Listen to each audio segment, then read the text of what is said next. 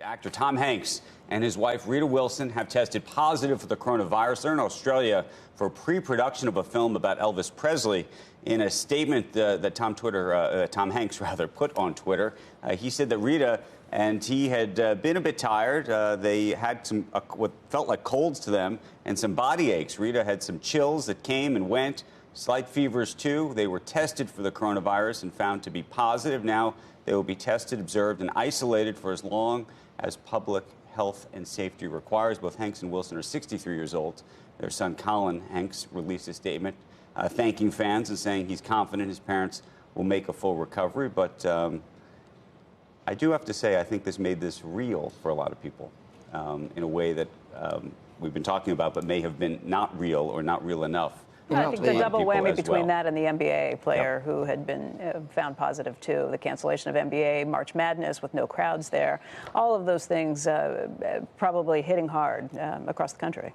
For me, it was our old general counsel at NBC, Rick Cotton, the head of the transit. And I said, wow, I know Rick. I've seen him recently. And he's the head of Port Authority now and had been visiting train stations and airports and trying to get a feel for what was going on. Now he and his wife both have coronavirus too and have tested positive.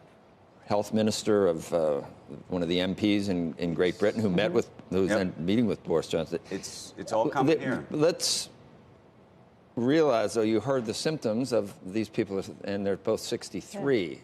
So I mean, never to minimize what happens, but I've seen two issues though. I saw some mortality rates from South Korea too, and even, I mean, it gets up when you're over 80. It's a very disturbing 5, 6, 7%, but below that. Actually, I've seen statistics of 14.6% for over 80. I think it depends on that wasn't the one in South Korea. It was nowhere not in near South that. Korea. Yeah. I was going to say, first of all, the important part that, I'm not sure people appreciate, and again, I'm not trying to panic people, but if you have it, you're by default a carrier, even if you're a very young person, or at least that's the view of medical experts at this moment. The mortality rate for under 30 was actually 0 in South Korea. Correct. However, mortality unto itself is not the only story here. You should go look and read some of the stories. There are stories, at least anecdotally, individual stories of people who are having different organ failure. No, I saw the lung damage. That's when it moves to the lungs. It can be very sick, but that's usually with people that are over 80 and that do have underlying conditions. However, there are also examples of people who are younger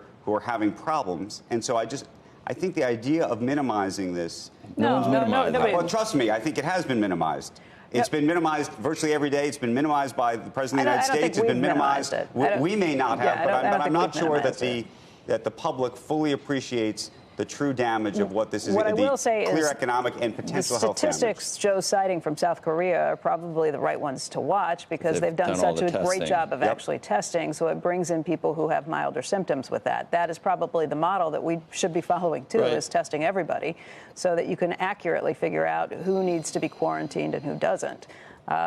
Getting testing up and running, I would say, is of vital importance.